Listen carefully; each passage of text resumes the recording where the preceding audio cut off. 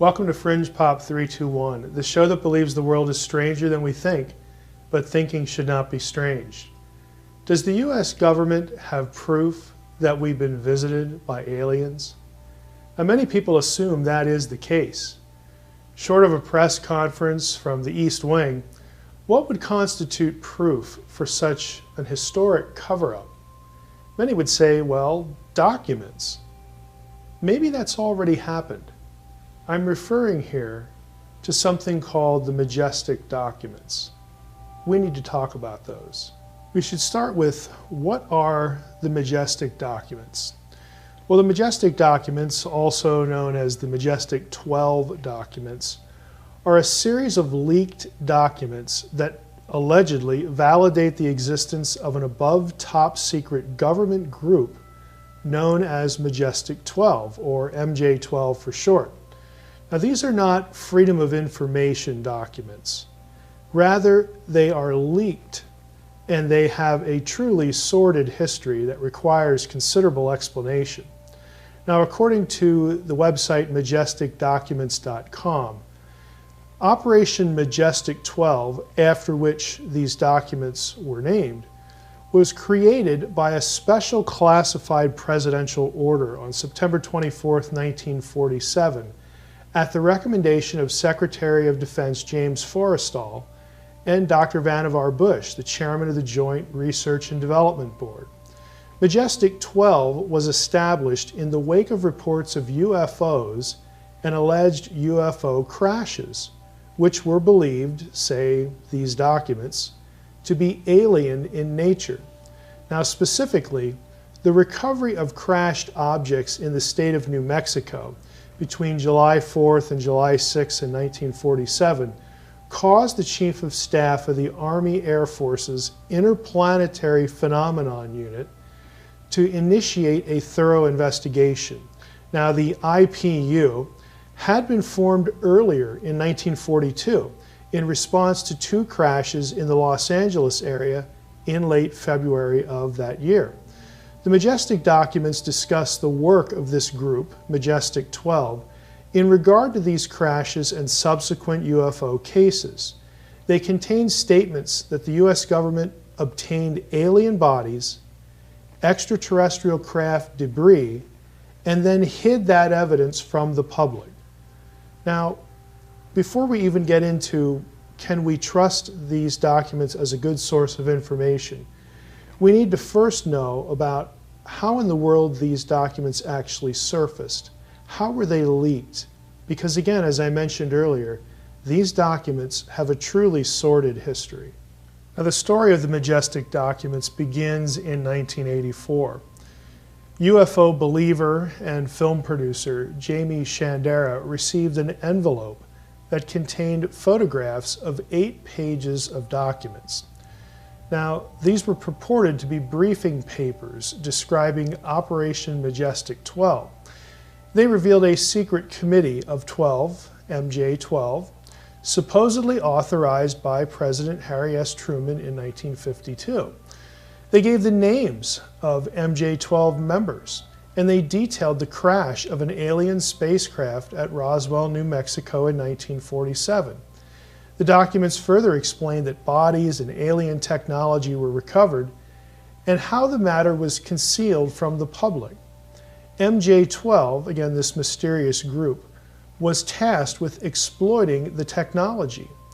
Now, Shandera had 2 colleagues involved in studying the leaked documents, Stanton Friedman and William Moore. Shandera and Moore were later, in 1985, contacted by anonymous individuals about more information.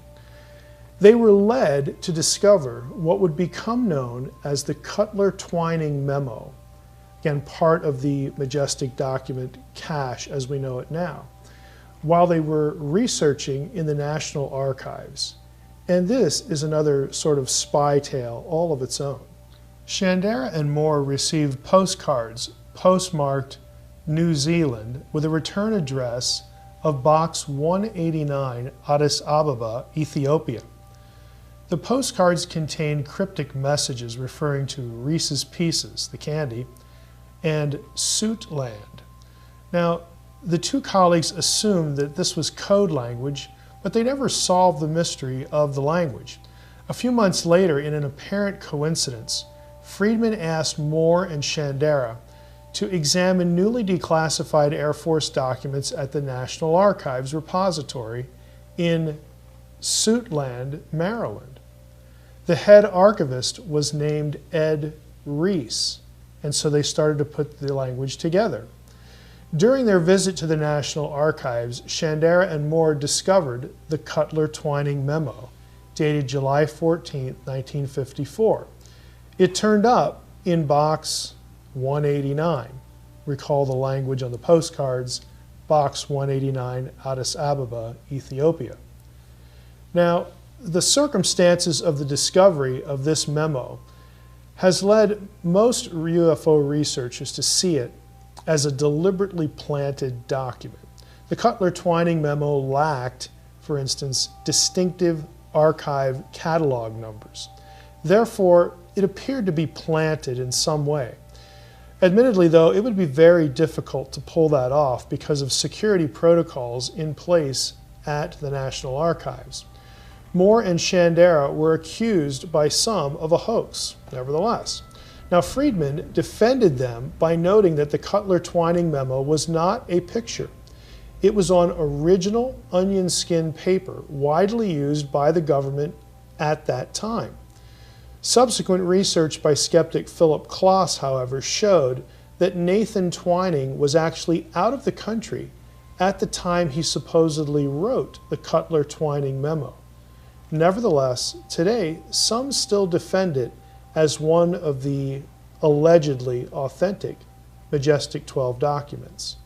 Believe it or not, the story of the Majestic 12 document leaks gets even shadier and murkier than that.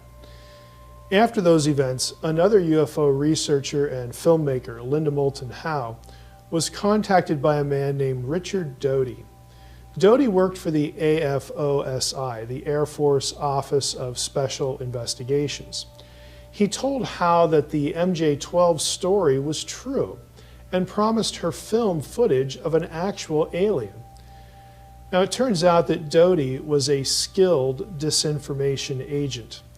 He's infamous in the UFO community for this episode with Howe and for feeding disinformation about UFOs to a person named Paul Benowitz, a physicist and inventor who lived in Albuquerque, New Mexico.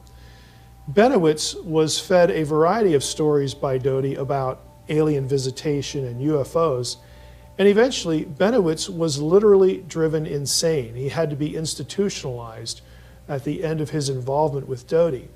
The FBI eventually got involved and conducted their own investigation of the Majestic documents and this whole story.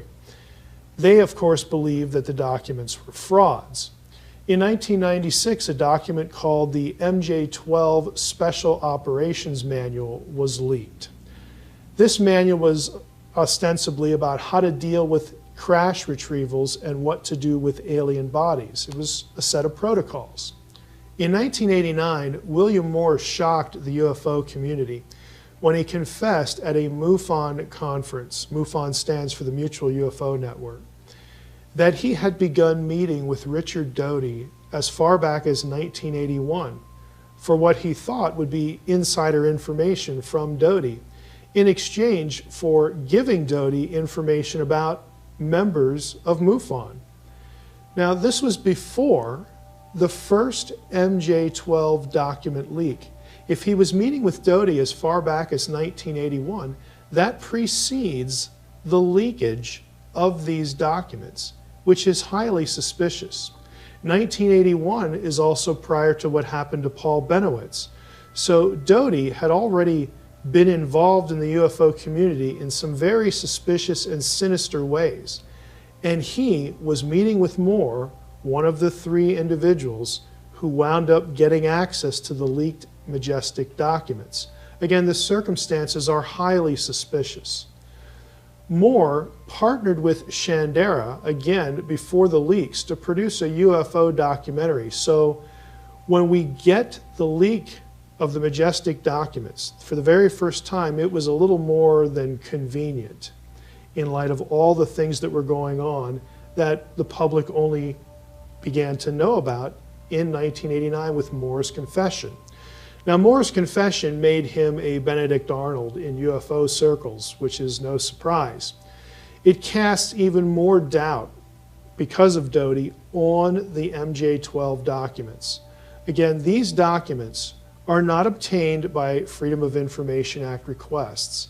They are all leaked in very suspicious circumstances by individuals that had a long and sinister history with planting disinformation and, frankly, lying to the UFO community. Now, in addition to the very questionable provenance of the Majestic documents, they have not done well under forensic linguistic testing. Now, forensic testing of a non-linguistic nature has produced more in their favor than the linguistic analysis. But a good forger could produce what looks like an authentic document. But you can't fake the linguistic testing that I had done on these documents several years ago. I say I because I am the person who initiated a forensic linguistic analysis of the Majestic documents.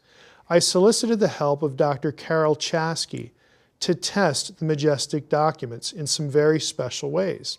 Dr. Chasky agreed to apply her cutting-edge computational methods on authorship attribution to a range of Majestic documents which included a signature. In other words, they had a named author. Now, to really proceed here, I have to explain a little bit about what authorship attribution means. How does it work? What exactly did Dr. Chasky do, and what are the implications for the Majestic documents?